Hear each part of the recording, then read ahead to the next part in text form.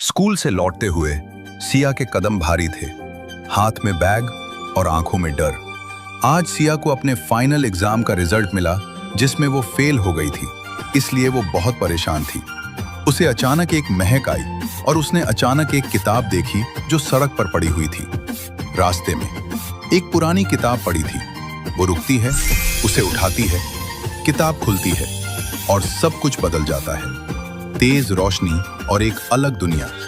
यहाँ सबके चेहरे पर मुस्कान थी पर आंखें खाली। यहाँ पर खुशी की, सुकून की दुकान थी और सामने खुशी की दुकान। सिया दुकान में कहती है, मैं फेल हो गई हूँ इसीलिए खुशी खरीदना चाहती हूँ। कितने की है?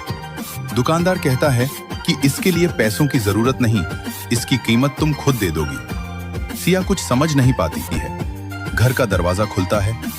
मम्मी, पापा, मैं पास हो गई। माँ दौड़कर उसे गले लगाती है। पापा मुस्कुरा रहे हैं, सिया भी मुस्कुरा रही है। कोई बिल्कुल स्थिर, उसकी आंखें खाली। सुबह की हल्की धूप। सिया बिस्तर पर बैठी है, चेहरा थका हुआ। खुद को आईने में देखती है। वो उसी बोतल को हाथ में पकड़े रहती है। कुछ सेकंड बस उसे देखती है, फिर धीरे से हाथ ढीला छोड़ देती है। बोतल गिरती है। उसके बाद वो अपने बिस्तर पर बैठ गई और बिस्तर से किताब उठाई।